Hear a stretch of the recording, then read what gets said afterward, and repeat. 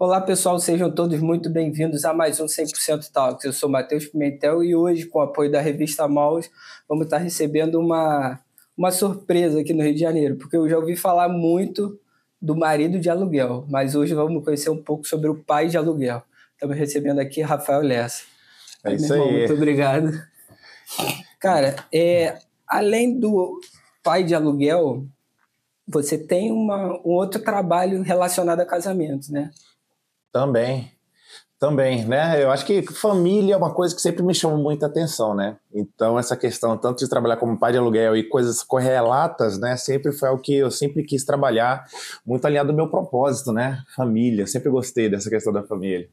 E como é que começou, então, cara, Porque primeiro foi o celebrante ou o pai de aluguel? Não, primeiro entrou a questão do pai de aluguel. Tá. Na verdade, eu já havia feito casamentos, né? Sim. Já havia feito casamentos, só que eu nunca tinha feito isso profissionalmente. Então, antes de trabalhar como celebrante, né, vendo como uma forma de um fim lucrativo na questão do celebrante de casamento, eu comecei a fazer essa questão do pai de aluguel, que foi nas escolas, né? Quando comecei a dar palestra nas escolas, né? Ah, interessante. Eu achei que o pai de aluguel era para o casamento, então foi para as escolas. Foi para as escolas. São distintos, né? Os públicos são distintos, né? Entendi. Então, assim, é uma longa história, né, que começou com... Eu, como exerço um trabalho de liderança na igreja, né, conversando com alguns adolescentes, eu vi que essa questão da paternidade era uma coisa muito, digamos assim, complicada, né? Havia sempre um ruído entre essa geração e a geração anterior, né?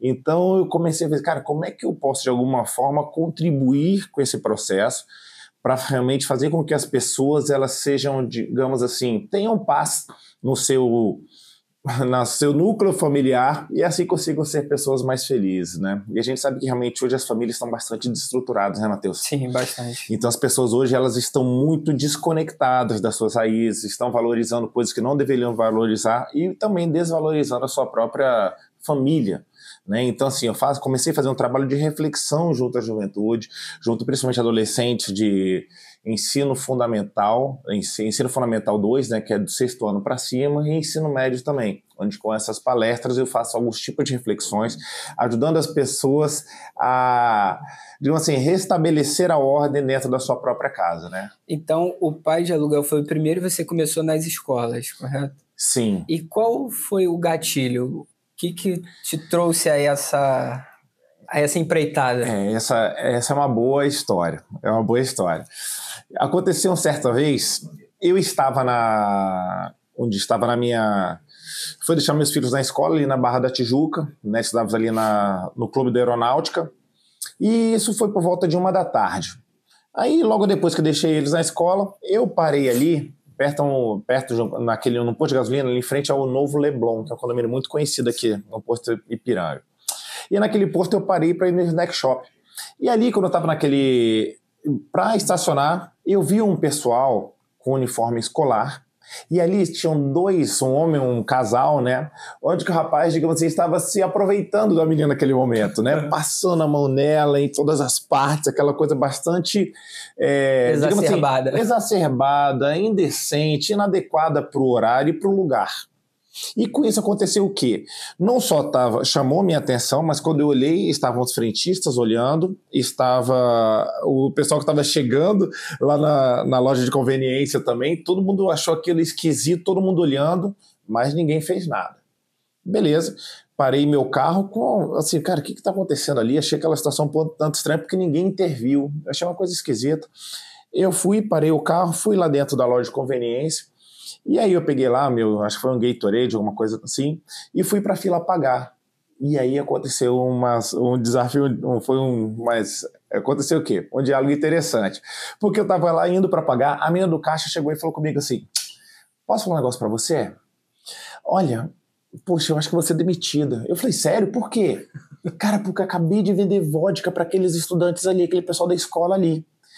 O rapaz, ele entrou aqui sem camisa. Mas é um garoto enorme, eu vendi vodka para ele, mas foi só ele sair. Ele colocou a camisa de novo. Para mim ele era maior de idade, mas quando ele botou a camisa, ele é menor de idade. Se sair nas câmeras aqui, meu chefe vai me pegar. A moça que estava atrás de mim falou assim, tu não sabe de nada. Tu tinha que ver como é que eles estavam se agarrando ali fora. Tem um casal ali que tá uma safadeza só. E ela falou assim, cara, e o pior é que ninguém faz nada. A moça do caixa falou, é mesmo, né? Pô, essa pouca vergonha, ninguém faz nada. Aí eu no meio entre elas, falei, caraca. Eu vou fazer. Eu vou lá falar com eles. Aí ela, sério? Eu falei, vou lá falar, porque realmente, pô, ninguém faz nada, cara. Tá uma situação complicada. Eu já tava com essas questões de paternidade meio na minha cabeça, né? E tinha um trabalho com jovens também. Tinha um trabalho com jovens, eu vi que esse pessoal passa, né? Falei, cara, eu tenho a linguagem deles, eu vou lá conversar com eles. Fui lá. Aí quando eu tô saindo da loja de conveniência, chegou 2 camaradas, falei, meu irmão, você viu como é que o cara tava agarrando a menina ali? Os caras nem me conheciam. Eu falei, cara, pô, não, fica tranquilo, eu tô indo lá falar com eles. Cara, sério? Eu falei, tô indo lá. Aí eu fui, peguei meu carro, eles estavam indo para trás do posto de gasolina, eu fui, dei a volta no carro, parei em frente a eles e chamei a menina, cara. E aí foi uma das coisas que realmente mudou a minha vida. Fechei a menina e chamei ela, vem cá, chega aqui pertinho. Ela veio para perto de mim. Ela, eu? Falei, você vem cá. Aí comecei a falar com ela assim, cara, eu nem te conheço, me desculpa, mas eu posso falar um negócio para você? Não deixe esse cara fazer isso que ele tá fazendo com você não, cara. Tava muito feio. Ele te expôs diante de todo mundo que tava ali, cara. Sabe, na verdade esse cara tinha que ter te protegido. O namorado faz isso pela namorada. A forma como ele tava te mexendo em você, pô, foi um tanto quanto indelicado. Sabe, então assim, da próxima vez, não deixa ele fazer isso com você não. Sabe, realmente foi uma coisa bastante feia. E o que chamou a atenção, Matheus, é porque ela não me reprimiu. Achei que ela ia falar, sai fora daqui, cara, nem te conheço, quem é você pra me dar alguma... Não, ela baixou a cabeça e ficou me ouvindo. E aí, eu vi que deu entrada, chamei o cara. Irmão, vem cá você aí, o namorado, vem cá. O cara foi lá e veio na minha direção, parou do ladinho dela. Aí eu falei, meu irmão, você tá ficando maluco, cara? Como é que tu faz isso com a menina, cara, que você tá namorando? Meu irmão, tu tava lá, cara, passando nela toda, na frente de todo mundo, cara. Você viu como é que tava todo mundo olhando pra ela, cara? Pô, você é muito sem noção, meu irmão. Posso falar um negócio com você? Sem brincadeira, se eu fosse o pai dela, eu te quebrava agora, meu irmão. Você foi um tanto quanto indelicado, cara. Você não faz isso com a filha dos outros, não, cara. Você tá muito errado isso que você fez. O cara, em vez de me peitar, o cara baixou a cabeça também. Ficaram os dois assim. Aí, como eu vi que deu certo. Vocês aí, os amigos todos aí, ó. Todo mundo aí. Cara, vocês estão errados. Vocês não podem fazer isso não, cara. Pô, todo mundo vendo o cara mexendo na menina na frente de todo mundo aqui, cara, e ninguém faz nada. Aí eu lá, não, eu ia fazer, ele realmente é meio sem noção. Falei, pô, mas tem que fazer, cara, vocês têm que falar, você não pode deixar isso acontecer não, cara. Vocês estão todos errados, cara, vocês são falsos amigos. Quer saber um negócio aqui? Gente, cansei de vocês. Pega essa vodka, bota aqui no chão e vocês vão voltar agora pra escola. Volta, todo mundo pra escola, não quero ver ninguém aqui mais não. Cara, eles botaram a vodka que tinha comprado lá e voltaram pra escola. Nessa hora, porque não foi, digamos assim, eu falo assim, parece ser muito fácil, mas realmente meu coração tava 1000 por hora, tava muito tenso, né? Então na hora que eles saíram, cara, na hora parece que a adrenalina baixou, eu saí com o meu carro, peguei meu celular e liguei pro meu grupo da galera da igreja, né? Eu falei, galera, vocês não sabem o que aconteceu agora. Cara, eu comecei, teve um pessoal, eu vi um rapaz mexendo na menina, aí, cara, eu fui lá falar com eles, cara, e deu todo o discurso, e cara, e sabe que eu fico mais impressionado, que me chamou a atenção, é porque ninguém faz nada, cara, todo mundo poderia ter feito alguma coisa e ninguém fez nada, pô, teve que eu fazer, cara, e se fosse a minha filha? Eu sou pai, hoje, né, a Letícia hoje com 15 anos, eu falei assim, cara, e a Letícia, se alguém estivesse fazendo, será que alguém ia parar? O problema é que hoje em dia ninguém tá parando por nada, cara, ninguém tá fazendo nada, sabe? Então, assim, cara, eu não sei, cara, o que eu faço, porque assim, cara, eu tô aqui nervoso, pô, então, eu só queria contar isso pra vocês aí, cara, que eu tô aqui, cara, esteja olhando pra mim que eu tô meio nervoso aqui nessa hora. Saí um pouquinho mais com o carro, cara, e aí eu parei, e aí eu comecei a chorar, Matheus. Eu acho que a tensão, né, do momento, assim, eu peguei meu telefone, aí eu soltei o telefone e falei assim, cara, essa menina, ela deixou esse cara fazer isso com ela porque, de repente, ela não teve um pai. Ela não teve alguém, um padrão, no qual ela pudesse se espelhar e falar assim, cara, é assim que se trata uma mulher. De repente, ela nunca viu. De repente, nunca ensinou para ela o valor que ela tem, por isso que ela deixou que fizessem isso com ela. De repente, ela nunca viu o pai dela tratar bem a mãe dela. De repente, ela não tem nem alguém, uma figura masculina, tratou bem a mulher. De repente, viu que assim que se trata uma mulher como a mãe dela. E não é assim que se faz. Ela precisa de um padrão. Ela precisa de alguém que chegue e ensine para ela como que ela deve ser tratada. Beleza. Eu tava morrendo de raiva do cara, porque achei o cara um abusador, né? Eu tava morrendo de raiva. Mas aí eu pensei, veio o insight, né? Sabe por que esse cara também fez isso com a menina? Também faltou alguém. Faltou um padrão. Faltou, de repente, um pai para mostrar para ele como que ele deve tratar uma mulher. De repente, esse cara nem teve um pai. De repente, ele tá aprendendo, de repente, no filme pornográfico, como é que se trata uma mulher e achou que é maneiro fazer isso aí, repetir isso pela rua. E achou que ia ser super legal. Essa é a melhor forma. Faltou uma voz na vida dele que, de repente, falasse para ele como é que se trata uma mulher. Ou senão ele sabia que essa menina... E, de repente, ele fez isso também com a menina, sabendo que ela não tinha um pai para defendê-la. Por isso que ele fez o que quis fazer com ela.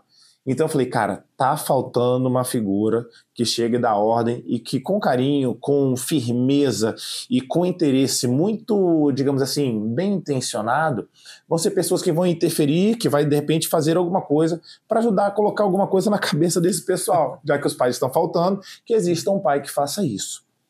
Foi aí que veio essa virada de chave na minha vida. Foi como se tivesse realmente recebido essa missão, entendeu? Foi quando de repente eu falei assim, cara, eu tenho que sair por aí, cara, botando coisa boa na cabeça da galera, porque não tem ninguém pra fazer isso.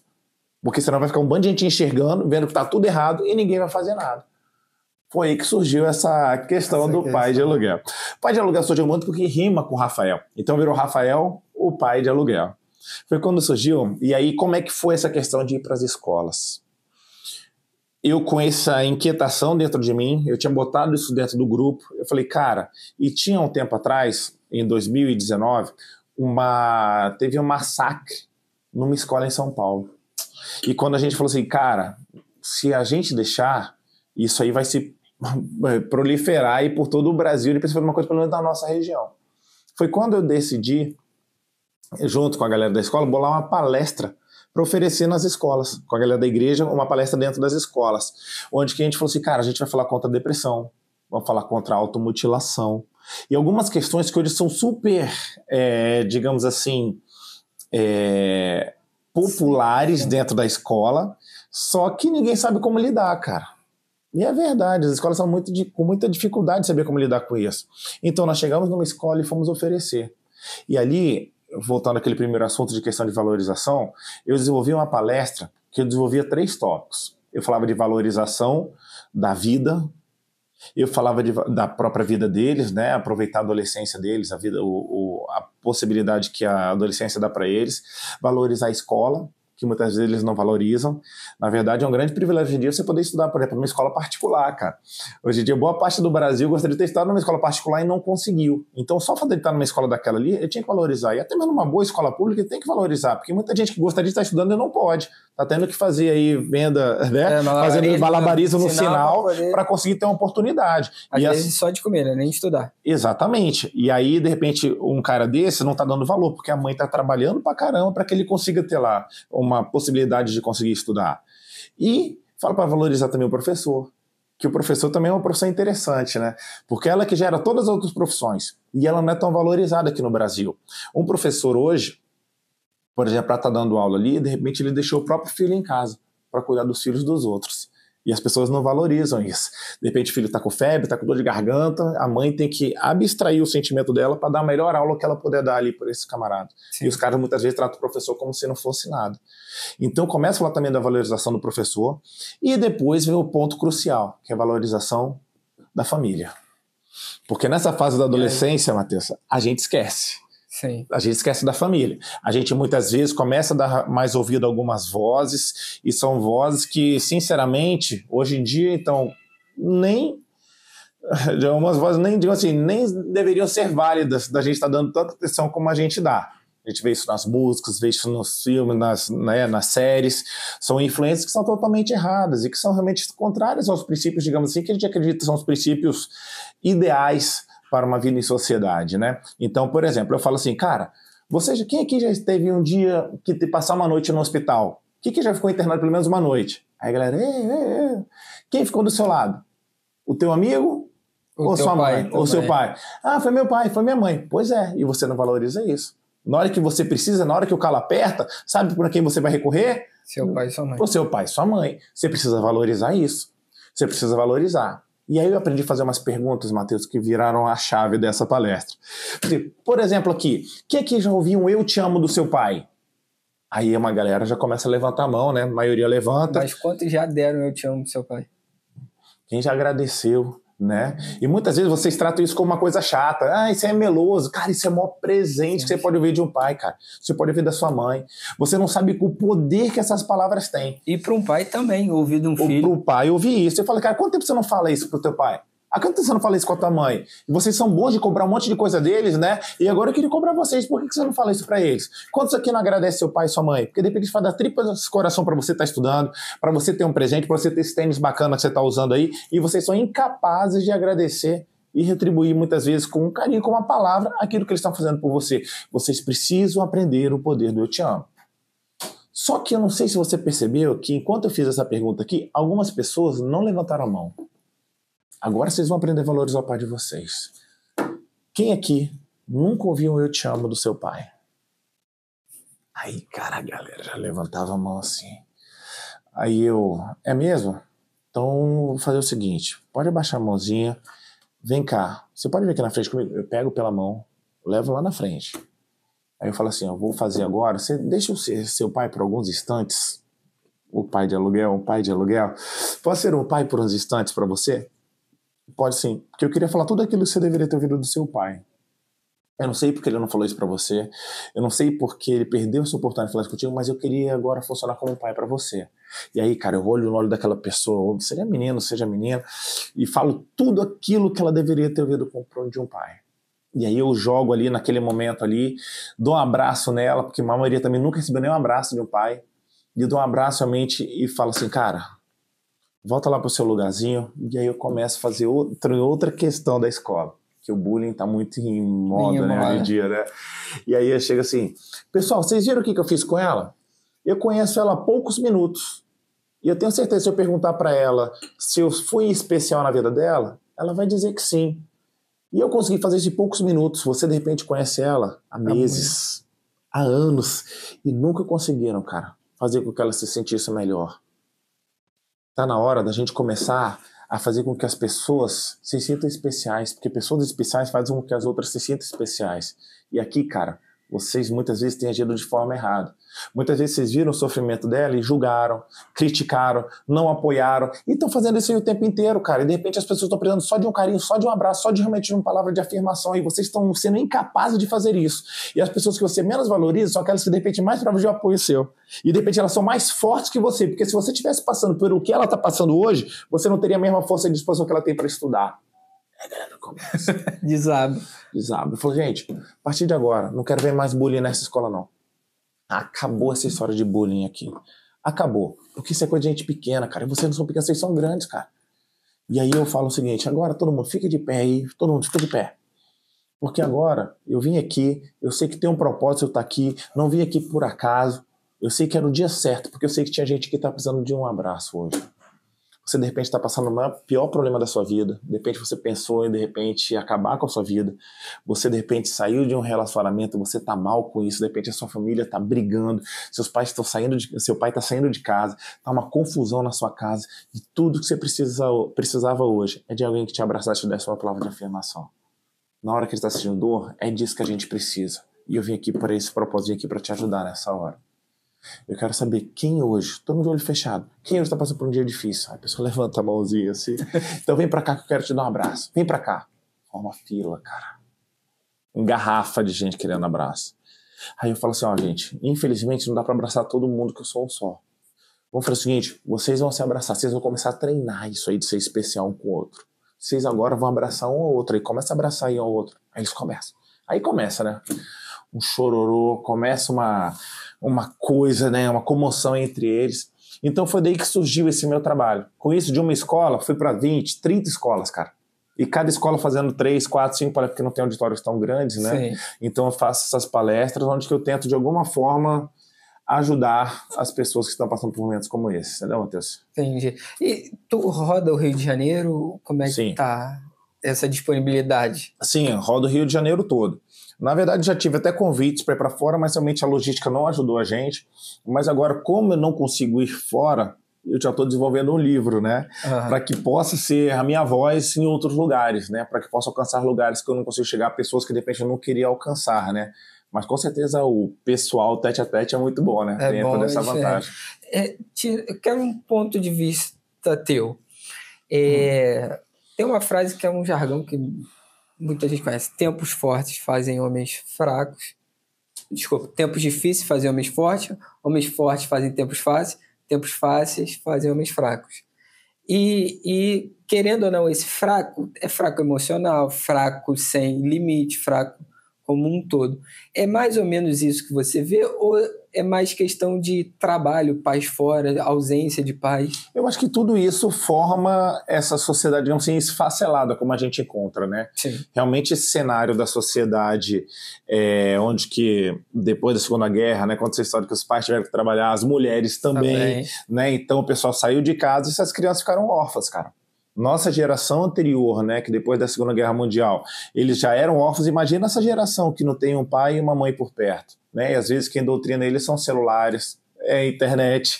Então são pessoas sem estruturas emocionais. Então realmente eu posso falar que são pessoas fracas e a tecnologia tem ajudado pela falta, pelo que eu falo, assim, não é nem o tempo. Famílias fracas formam seres humanos fracos, entendeu? Frágeis. Então, acho que seria nem os tempos, né? Seria assim, a consequência de tempos como esse que nós vivemos, com muita comodidade, com muita facilidade, tem gerado famílias cada vez mais distantes emocionalmente, com isso tem gerado filhos inseguros, né? Filhos fracos, que a gente, entre aspas, né? Sim, fraco, entre aspas, fraco, né? Com essa característica, né? Que de repente não tem tanta base e força para enfrentar os seus desafios. E uma coisa interessante, você comentou que estava com adolescentes jovens, que na teoria tem o estereótipo de ser radioativo, no seguinte, de não aceitar muito bem ordens, e quando você impôs limite, eles reconheceram o limite. Então, pelo que você tem visto e vivenciado, esse estereótipo não condiz muito então com a realidade. Não condiz, cara. Assim, claro que o limite, eu já não chegava botando limite, né? Sim. Mas, assim, realmente as figuras de autoridade sempre foram feitas para serem um limite utilizadas. Com propósito. Limite com propósito, limite com amor, limite com firmeza, né? Realmente com fim, não simplesmente autoritário, né? Mas que sim com uma base num... Como eu falei, aquela menina, eu cheguei com ela com todo carinho. Olha, você é uma princesa, você é uma menina especial. Por isso, eu queria falar para você que aquele cara agiu com você de uma forma errada. Foi assim que ele fez. Tudo isso foi um limite, digamos assim, sendo utilizado não da forma autoritária, né, mas utilizando dessa autoridade de uma forma carinhosa, de uma forma realmente onde que eu pude ali exercer ganhar esse espaço dentro do coração dela e ela então poder entender aquilo que eu faço. Numa escola também, se eu já chegasse de pé na porta com esses garotos, eu seria altamente rejeitado. Mas isso aí que eu falei, já no final da palestra, onde que eu já pego essa liberdade com eles e onde que a gente consegue colocar alguns posicionamentos mais firmes dentro do coraçãozinho deles ali. Então, nesse momento que a gente faz. Então, assim, é uma geração que, na verdade, eu acho que ela clama por limites. Sim. Na verdade, a gente sem limites, a gente fica muito inseguro, né? Ela clama por limites, ela clama por isso. E às vezes não sabe como cobrar. E aí, de repente, o limite vem de uma forma mais trágica, né? Eu fui criado, a minha criação foi o seguinte, primeiro eu sou seu pai, depois eu sou seu amigo. Sim. É mais ou menos isso, então. Primeiro vamos aqui mostrar o que é o certo e tal, depois a gente vai ser amigo. Isso. É uma consequência. Eu faço isso com meus filhos também. Olha só, eu não sou teu amigo não, cara. Eu sou seu pai. Eu sou seu pai. É diferente, entendeu? É diferente. Aqui a gente vai botar ordem, vai botar limite, você não pode me tratar na mesma, digamos assim, cadeia hierárquica, né? Aqui tem pai. Vou te tratar com carinho, com respeito, né? Vamos brincar, mas minha função principal é ser pai com você. Né? E isso aí muitas vezes está perdido, né? Tem pai hoje que, de repente, pela sua ausência, não consegue nem botar uma ordem no filho. Sim. E com isso aí gera esses problemas hierárquicos e aí eu tenho esse desequilíbrio e, querendo ou não, a célula máter, tanto da sociedade quanto do caráter, é a família daquele indivíduo, né? Perfeito. Eu acho que por isso que a família tem sido tão combatida hoje em dia por conta disso, né? Para gerar realmente pessoas desestabilizadas e, de repente, mais... suscetíveis a ideias, ensinamentos e narrativas, né? E tem alguma história assim que te marcou, que você lembre? Muitas histórias. Mas eu queria contar uma especial. Sim. Essa é de um garoto chamado João Pedro. Essa história ela é bem forte, porque eu fiz uma palestra numa escola, ali também na Barra da Tijuca, e foi isso. Fiz uma palestra, no final, né, os meninos, as pessoas vieram falar comigo, esse garoto foi lá, me apresentou um amigo, está passando um momento difícil, conversei uns 5 minutos com esse garoto. Beleza, fui para minha casa. No outro dia, passou-se o dia todo, né, fui dormir, 10h30 da noite, chegou uma mensagem minha falando, não vi, só vi no outro dia. Mas é uma mensagem ela é muito forte. Por quê? Porque quando eu dei o playzinho na história, era uma mensagem mais ou menos 3 minutos, tinha aquela barulho de bip como se fosse de hospital. E era assim, oi Rafael, tudo bem? Quem tá falando é a mãe do João Pedro, meu nome é Vanessa, e eu queria falar um negócio para você, meu filho, ele foi atropelado hoje, na saída da escola. E ele se feriu, né? Ele tem o traumatismo, e ela chorosa, assim, né? Ele teve uma lesão, provavelmente um traumatismo craniano. Ele lesionou as costas, né? Parece que de fora a fora das costas. Realmente está passando um momento muito difícil. Nós estamos aqui na UTI, Rafael. Mas aconteceu algo. Ele estava, digamos assim, desacordado durante todo o período e ele voltou durante o período. E quando ele voltou falando da escola e falando da sua palestra na escola. Então eu queria que você soubesse o impacto que você gerou na vida do meu filho. E quando ele começou a contar de você, ele falou também que você frequentava uma igreja. E eu fiquei com isso na cabeça. Então eu queria pedir para você e os seus jovens estarem orando por ele, para que ele passe por essa situação, né, com tranquilidade, para que realmente a gente consiga passar por essa situação. A gente está precisando muito. Só ouvi isso no outro dia. Aí, quando eu ouvi, eu fiquei, meu Deus do céu, que coisa. Na mesma hora liguei para ela, deixei a mensagem, agora eu estava desacordado ainda. E aí eu fui, depois aí foi, pronto, ele estava no UTI, né, se não me engano, Miguel Couto, ali em Ipanema, né. No mesmo dia eu já fui para lá, já fui, né, tentar dar uma assistência para a família. Graças a Deus o garoto hoje está bem. Ele realmente teve um período de mais ou menos uns 8 meses de recuperação para voltar a realmente as suas atribuições normais. Já está na escola, já está fazendo tudo, conseguiu, né, passar de ano, né, naquele ano difícil para ele, né, a escola deu todo o apoio, todo o suporte para ele. Mas essa história do impacto de uma palestra, da minha missão dentro da vida dele foi uma das coisas que me marcou demais. Então isso é uma experiência que eu sempre levo no meu coração, sabe? Falo com a mãe até hoje, falei com ela de repente tem umas 2 semanas conversando a respeito disso. Eu estou lançando o livro, como eu falei, eu quero que ela esteja no lançamento, ela já se prontificou a estar lá comigo. Então assim, são histórias que realmente têm feito, têm marcado a minha vida, sabe? Eu ia perguntar do livro agora. O livro já está pronto? Está pronto, mas não está na minha mão. Exatamente hoje. Ontem ele saiu de Minas Gerais para cá, minha gráfica é em Minas. Tá. Então já foi enviado da gráfica para cá. Então no começo da semana que vem já vai estar na minha mão. Entendi. E eu deixaria contigo, tá, Matheus? Realmente hoje eu não tenho. Então, para conseguir esse livro, site, como é que... Site, eu tenho um site chamado paidealuguel.com.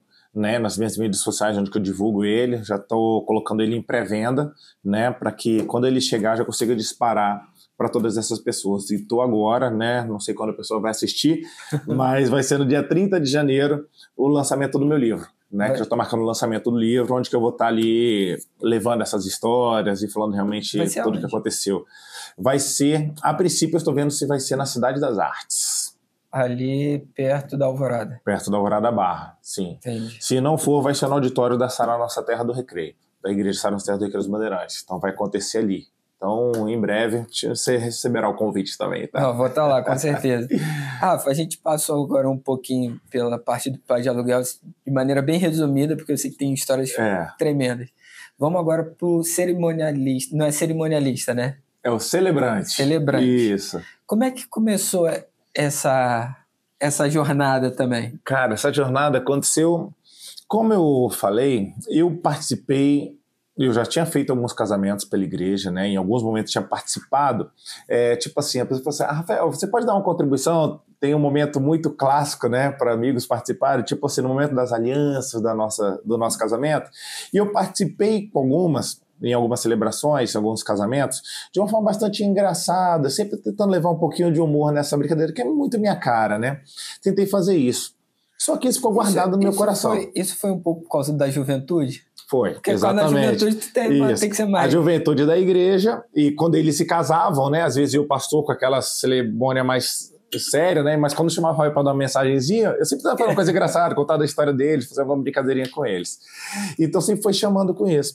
Aí, beleza, aconteceu isso, e aí veio a pandemia.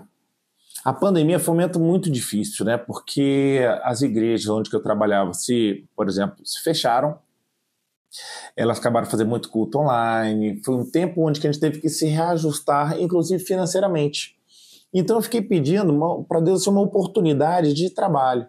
Eu falei, cara, eu preciso de dinheiro.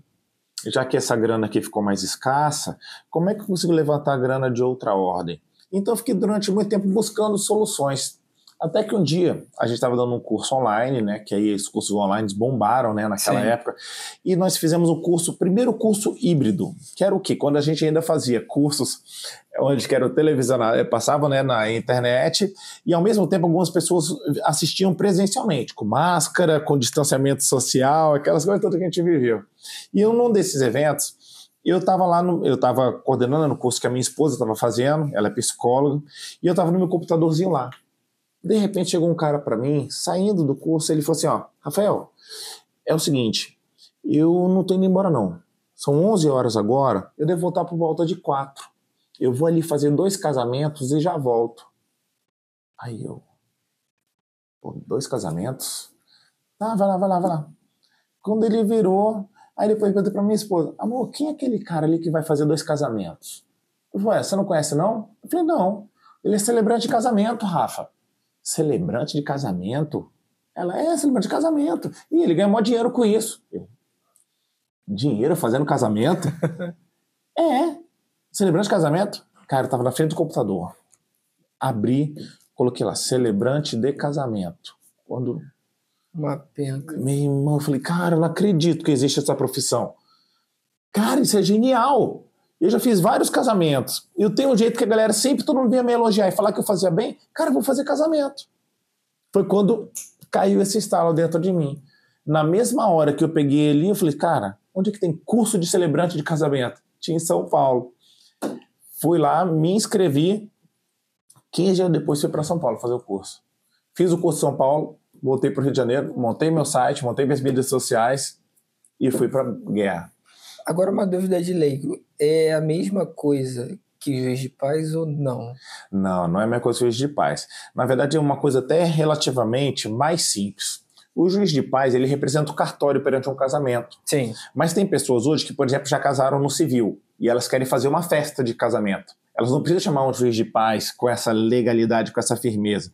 Ele faz um papel, digamos assim, de um pastor, de um padre, só que o celebrante, ele, por ter essa liberdade, ele conhece antes do casal, ele conversa antes com as pessoas, ele conta a história do casal durante a sua cerimônia. Então são cerimônias mais, digamos assim, mais despojadas, mais leves do que aquela coisa, digamos assim, certinha do juiz de paz, né? Sim. Caretona que às vezes o juiz de paz tem que fazer por atribuição da lei e atribuição do papel dele. Então são pessoas que se dispõem a ir lá e celebrar um casamento, contando a história do casal, fazendo coisas de repente mais descontraídas, poéticas, românticas, fazendo com que as pessoas ali tenham um momento mais agradável, né? Porque cá entre nós, tem uns casamentos bem chatos, né? Tu não vê a hora de acabar. Tu não vê a hora de acabar, cara. É que eu falo que a cerimônia é chata, né? Então, assim, o celebrante entrou realmente para suprir essa lacuna, que às vezes só era restrita aos padres, aos religiosos e também ao juiz de paz. E outra questão, o Brasil era um país, digamos assim, cristão, essencialmente cristão. As pessoas eram muito apegadas à fé católica. Então elas tinham um sonho de fazer o quê? Casar na igreja. Era algo que a gente chamava hoje. Só que hoje em dia, como o pessoal foi se desvinculando da fé e foram abrindo outras oportunidades de locais para se realizar eventos de casamento, as pessoas, quero casar fora. Aí, por exemplo, o padre católico, ele não faz casamento em local fora da igreja. Então, assim, eles fazem na paróquia, porque é um dos sacramentos da igreja. Então eles precisam, essas pessoas que querem casar fora vão casar onde? Vão casar com quem? Aí surgiu essa figura, né? E às vezes as pessoas assim, poxa, eu quero um pastor, mas, poxa, o pastor, às vezes, alguns deles, né, são muito religiosos, são indelicados, tocam em assuntos que, de repente, poderia ferir alguma das pessoas que estão ali, ou, de repente, estão pessoas ali, eu sou católica e ele é evangélico. Pô, mas eu não quero que penda para nenhuma religião. Quem pode fazer esse tipo de coisa? O celebrante de casamento. Então, é uma figura que ainda é muito, digamos assim, desconhecida. Só as pessoas que estão nesse ramo, né, que estão se casando ou que vão se casar, sabem que existe figura, porque ela está se popularizando aos poucos dessa pessoa que é uma pessoa que faz casamentos. Tá? Então, é essa pessoa que celebra esse tipo de cerimônia. Entendi. Cara, assim como você percebeu que o teu pendor pro pai foi naquela situação com os jovens, quando foi a hora que tu sentiu o teu pendor pro celebrante? Então, nessas minhas primeiras celebrações, quando eu fazia, não era profissional, porque eu sabia que o pessoal gostava. E eu, de uma forma inata, não sabia que isso ia servir lá na frente para ser celebrante de casamento. Mas, por exemplo, uma vez eu casei um garoto, que era do meu grupo de jovens, ele era rapper. Cara, eu fui participar da cerimônia dele, eu levei um bonezinho. E eu fiz a minha parte tudo em ritmo de rap. Eu fiz uma rima, sabe? E aí cantei, aí botei lá na hora, botei o bonezinho, cantei a rima. Então, sempre utilizando de processos criativos dentro da cerimônia, mal sabia que poderia ser utilizado de uma forma, assim, profissional, comercial, mais tarde, né? Mas foi ali que eu falei, cara, quando eu falo de celebrante de casamento, na hora eu vi, pô, eu já fiz coisas legais. Então, eu acho que eu vou conseguir fazer também. Então, foi nessa hora que me despertou para falar, cara, eu acho que seria um bom celebrante de casamento para fazer isso. Tipo assim, eu já era celebrante de casamento sem ganhar dinheiro. Eu já sabia fazer celebração de casamento, né? Legal. E, Rafa, como é que é o processo? O jovem, o casal te procura e a partir daí como é que funciona? Isso, o casal me procura, nós marcamos uma primeira reunião, normalmente nós fazemos online, né? Nós temos reuniões online, onde que nós estabelecemos o que eles querem para a cerimônia deles. Aí temos a primeira reunião, uma reunião que eles chamam de reunião de briefing, para entender o que eles estão esperando da celebração. Depois marcamos outra reunião também online, para aí sim começar a escrever a cerimônia deles. E alguns celebrantes gostam de fazer uma reunião para ouvir a história do casal. Que essa reunião ela é muito boa, porque realmente ela que nos dá todos os elementos possíveis e imagináveis para a gente pegar, cara, coisas legais para fazer no casamento. Por exemplo, fui fazer numa dessas reuniões, eles falaram 2 vezes, falaram do Belo, o cantor, né? O Belo, cara, faz muito sucesso nos casamentos do Rio de Janeiro, né? Incrível como que sempre tem música do Belo nos casamentos. E aí, nesse casamento em especial, o noivo era muito apaixonado pelo Belo. Eles se encontraram no show do Belo, eles vão todo ano, pelo menos 2 ou 3 shows do Belo, eles gostam muito desse cara. E aí, mal sabia, eles não sabiam, né, quando me contrataram, que eu conhecia alguém e conhecia o Belo. Então, na hora do casamento deles, anteriormente me preparei, pedi para esse meu amigo pedir um vídeo pro Belo, o Belo fez um vídeo para eles e eu fiquei quieto. Na hora que estava acabando a cerimônia, cara, eu falei, olha, tem alguém que queria dar um recado para vocês também. E aí eu saquei meu celular, né, já tinha combinado tudo com a casa de festa, né, eles sonorizaram tudo e eles viram o vídeo, que era o Belo mandando abraço para eles, o Belo cantando para eles. Pô, os caras choraram, eles acharam o máximo, entendeu? Então a gente com esse poder do celebrante de casamento, esse poder realmente de criar situações e surpreender o casal, né, fazer com aquilo que poderia ser uma cerimônia chata, como nós falamos, né? Aquela coisa arrastada, ser uma coisa realmente que seja tocante, seja especial para o casal, que nós possamos pegar elementos realmente que façam toda a diferença na vida deles, né? Então isso aí que eu faço hoje. E agora, uma pergunta mais sobre você. O pai de aluguel, ele tem uma responsabilidade muito grande, principalmente dos jovens. Pô, o exemplo que você deu, o jovem lá, um traumatismo no hospital, lembrou de tu. E também tem uma responsabilidade muito grande na hora da celebração de um casamento, que é algo para ser eternizado. Sim. Como é que você lida com isso? Cara, pela minha formação de liderança da igreja, a gente tem também essa responsabilidade que a gente sempre carregou, né? Então, assim, para mim, como eu falei, é uma coisa que eu carrego como propósito de vida, né? Então, assim, toda vez que eu puder falar e trabalhar e ajudar realmente pessoas, é o que eu tenho, o que eu gosto de fazer, eu acho que eu nasci para fazer, diferença nesse mundo. Então isso eu vou fazendo. Então assim, tudo isso muito natural. Foram situações que foram apresentadas para mim, eu abracei e falei, cara, é para isso que eu nasci, então eu faço com uma certa facilidade, sabe? Assim, realmente eu não consigo, meu Deus, é um peso que eu tenho. Não, tipo assim, eu tenho um entendimento que faz parte do meu propósito, sabe? Realmente fazer o bem, abençoar a vida de pessoas através da minha vida, né? Através das minhas palavras. Então, uma coisa que realmente eu acho que estão bem afins, né? Esses discursos, seja para adolescente, seja para o casal, são coisas que fazem parte do meu dia a dia. Perfeito. E tem um site também? Tem, o Celebrante Casamento tem site. É o www.celebrantedecasamento.net.br. E também, como eu sou publicitário, né? Se botar lá Celebrante Casamento Rafael, você vai me achar. Vai achar. Porque realmente eu já botei, tem vários domínios, né? Tem vários artigos que falam sobre mim nessa questão dos casamentos. Então, esse agora é pra gente fechar. Tocamos já na parte do pai, celebrante, e você ainda é publicitário. Chegou a trabalhar com publicidade? Sim. Cheguei a trabalhar com publicidade. Trabalhei durante muitos anos na Vivo, né? Na verdade, eu trabalhei antes. Eu sou um pouco. Eu tenho essa cara de novo, mas eu não sou tão novo, né? Na verdade, participei. Eu fui estagiário na época que o sistema Telebrás estava sendo fracionado. Sim. Então, eu trabalhei numa empresa lá no Centro-Oeste, que eu morava em Brasília, chamada Telecentro-Sul. Tu é de Brasília, né? Sou de Brasília. A Telecentro-Sul, na época, foi comprada. Aí eu trabalhei, fui estagiário de marketing lá, fui contratado lá, logo depois virou Brasil Telecom, né, que ficou agora muito famoso pelo Pablo Marçal, né, que você fala que trabalhou no Brasil Telecom. Trabalhei no Brasil Telecom, depois do Brasil Telecom fui para Vivo, onde fiquei algum tempo lá, depois voltei para Brasil Telecom, aí depois fui para o Correio Brasiliense, sempre na área de marketing. Então trabalhei na Correio Brasiliense e aqui no Rio de Janeiro trabalhei na Rede Record de televisão. Então trabalhei na Rede Record, que trabalhei com Wagner Montes na produção do Balanço Geral, né, onde trabalhei aqui durante um bom tempo, né, fiquei uns 4 anos trabalhando aqui na Rede Record. Né? E hoje agora eu faço esses trabalhos que eu te falei. E como é que você vê o futuro, do seguinte ponto de vista? Tanto do celebrante quanto do pai. Vai abraçar mais um outro? Ou é um projeto que você quer caminhar juntos os dois?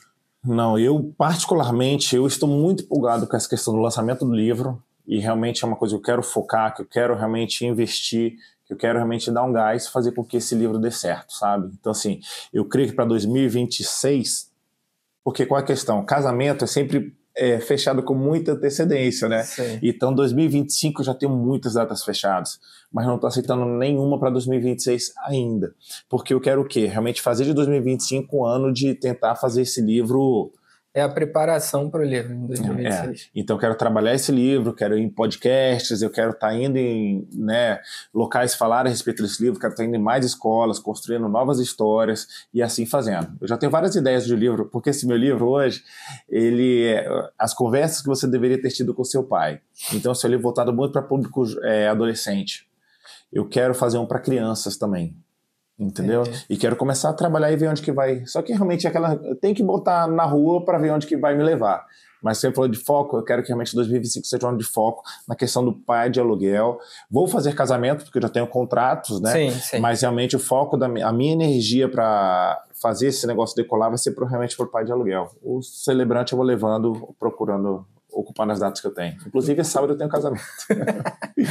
Cara, e tu falou de criança também? Tem projetos para criança? Sim, eu quero fazer o pai de aluguel para criança, porque realmente tem muita gente que tem falta, né? A ausência paterna é algo muito doloroso. Não, tu vai dar palestra geralmente com jovens, né? Jovens e adolescentes. Isso. Já teve essa demanda para poder... Já tive fazer com criança também. Como eu falei, eu tive muita dificuldade, então eu estou pensando em fazer, com a ajuda, né, de pedagogos, né, fazer uma coisa mais voltada para o teatro. Sim. E também caderninho, um livro, né, um livro mais simplificado, né, e um livro mais fácil para poder com que elas entendam e aprendam a reposicionar essa figura do pai dentro da vida delas, né? Porque senão vai gerar uma lacuna e essa pessoa vai sofrer muito, vai dar muita cabeçada quando adulto, se não tiver essa questão da ausência paterna resolvida dentro dela. Cara, agora uma pergunta para polemizar um pouco. Tu acha que isso tem muita influência também com o feminismo? Que eu acho que tem pra caraca. Opinião... Sim, tem sim. Eu costumo falar, por exemplo, mas eu não quero de forma alguma me opor à questão feminista. Mas eu quero dizer o seguinte, eu quero falar da irresponsabilidade dos homens hoje em dia. Não, eu tô querendo dizer da seguinte maneira. O homem não soube se adaptar. Então, quando a mulher tomou o lugar dela, o homem se rebaixou de uma maneira que ele abriu mão do papel dele. Sim. Nesse E ponto. por ele ter saído do papel dele, as mães viraram figuras sagradas. Papéis trocados, vamos Papéis dizer. trocados. Então viraram figuras. E quem é você para dizer que o homem que saiu de casa, que o homem que não cumpriu com essa possibilidade, o cara que foi lá que está cuidando de uma outra família, que engravidou não sei quantas mulheres, que os homens também estão assim, né? Vivendo vidas de moleque sem responsabilidade. Sem responsabilidade. Então você para ver assim, cara, por que eu tenho que valorizar essa figura masculina? Quem tá certo é a mulher. É a mãe. O homem é safado, o homem não cumpre com suas responsabilidades, o homem não paga pensão, o homem, as mães têm assumido tanto trabalho que a filha tem que tomar um partido, ou o filho toma um partido. Por isso que elas abraçam a causa feminista. Entendi. Mas justamente E rejeitam o papel que depois querem fazer a opressão. Por isso, opressor. Porque realmente são pessoas que não têm autoridade, que não têm essa autoridade, como eu falei, uma autoridade a questão no dos coração papéis, delas. né? Sim. O homem, ele é mais, por natureza, ele é racional, a mulher é emocional. Então, basicamente, o papel do pai é aquele que vai trazer a racionalidade dos limites e a mãe vai trazer o aconchego e o carinho. Mas imagina um pai que nunca compareceu e agora quer mandar. Aí ele não perde todo o direito de... Perde todo o direito. E a menina tem todo o direito de ter raiva. Entendeu? Então, assim, eu acho que realmente uma das coisas que eu tento trabalhar nisso é o quê? Que nem eu falo, é a ressignificação do papel do pai dentro da vida da pessoa. Porque ela precisa resolver essa questão. Senão ela vai ser alguém que vai ficar brigando aí sem motivo, brigando de repente sem causa, achando que isso aí vai trazer algum paz pro coração dela. E não vai. De repente a solução tá mais fácil do que ela imagina. Então é justamente isso. É a ausência do pai, do lugar de homem que tem causado essa... Exatamente, que as mulheres têm se posicionado e tem que fazer, porque alguém tem que assumir esse papel e o pai não está ajudando, ela tem mais que ter raiva do masculino do que ter raiva do feminino, né? Então o feminino vira aquela figura, digamos assim, perfeita, imaculada, enquanto os homens são cada vez mais descartados. Não, justamente era... Então faz sentido. Faz, o que você falou faz sentido. Faz sentido. Essa ausência de posicionamento, de firmeza, de papel mesmo. Como você disse, tem muitos homens que estão agindo como moleque. Sim. Vai e vive a vida como se não tivesse responsabilidade nenhuma. Isso aí. E, cara, quais são as suas expectativas para... quero chegar lá daqui a 10 anos, conseguir cumprir meu papel como pai de aluguel. O que você vislumbra, assim, nesse futuro? Cara, eu vislumbro, é uma visão de futuro, né, grande. Eu quero ser alguém que, de repente, seja reconhecido dentro do Brasil como alguém que ajudou a resolver essa lacuna, essa ferida que a paternidade traz em muitas pessoas. Se eu for alguém que realmente foi conseguir ocupar esse papel, seja através de palestras, através de programa de televisão, a oportunidade que eu puder levar através da internet, poder trazer auxílio, esclarecimento, apoio, eu estou satisfeito com isso. Eu quero ser lembrado como uma pessoa que foi, cara, alguém que batalhou contra esse gigante chamado ausência paterna dentro do Brasil. Então, assim, hoje realmente esse é meu foco, sabe? Realmente é através de livros, através das mídias sociais, através do que eu puder fazer, ser uma pessoa que tentou trabalhar para que o Brasil fosse diferente, sabe? Através disso. Cada um tem a sua vertente, né? Alguns tentam a política, eu acho que o meu seria, de repente, usar as mídias sociais e a comunicação para tentar ajudar a sociedade. Eu costumo brincar muito, cada um tem seu propósito, né? Sim. Até na própria Bíblia está escrito, cada um tem seu propósito embaixo da terra. E quando a gente reconhece nosso propósito, nossa missão na terra, é algo satisfatório. Sim, tem sido, e eu tenho apostado nisso. Não sei onde que vai dar, mas eu estou dando os primeiros passos, né? Perfeito. Rafa, eu queria agradecer muito, cara, pela tua presença, foi um prazer enorme. Acabou que na conversa a gente descobriu vários amigos em comuns e histórias para contar. Brigadão mesmo por tudo. E eu gosto de finalizar, a gente tem o praxe de finalizar aqui, com uma mensagem para o futuro. Por quê? Antigamente existia a caixinha do tempo que a gente enterrava, guardava e só anos depois reabria aquilo e viu o que estava ali. E hoje a internet mudou um pouquinho esse esquema. Hoje um vídeo lançado é algo que fica perpétuo. Cara, é só para você deixar mesmo essa mensagem final, não precisa ser algo específico sobre o que a gente conversou, mas uma mensagem que você gostaria de deixar para a gente poder finalizar. Cara, a mensagem que eu tento levar para a minha vida, né, e tento ser um propagador, é de esperança, é de acreditar, é de que as coisas vão dar certo, da gente não desistir do Brasil, não desistir do Rio de Janeiro, não desistir das nossas famílias. Eu acho que hoje a gente está sendo muito levado a sermos pessoas que têm uma propensão maior a desistir das coisas que quando vem que elas não estão dando certo, de repente é o primeiro sinal. Então, realmente, hoje a minha mensagem de vida é essa, cara, vale a pena acreditar, vale a pena investir, vale a pena realmente estar de pé, vale a pena realmente se posicionar e realmente crer que as coisas vão melhorar. E eu creio, realmente eu tenho fé nisso. Não sei como, mas eu sei que quando mais gente estiver realmente acreditando, tendo bons pensamentos, tendo realmente boas atitudes, a gente junto vai fazer um exército que vai conseguir realmente mudar alguma coisa aqui no Brasil, aqui no nosso estado, aqui no mundo, né? Então, realmente, nós precisamos de pessoas realmente posicionadas, né? Que nem Matheus, cada um na sua área de atuação, mas de pessoas que acreditem que a gente, sim, vai conseguir fazer um mundo melhor para a gente e para aquelas pessoas que virão depois da gente. Perfeito. Obrigadão, Rafa. Pessoal, eu queria agradecer a todo mundo que permaneceu até o final. Comenta, curtem, compartilhem e aguardem que vem episódios maravilhosos pela frente. Obrigado por tudo.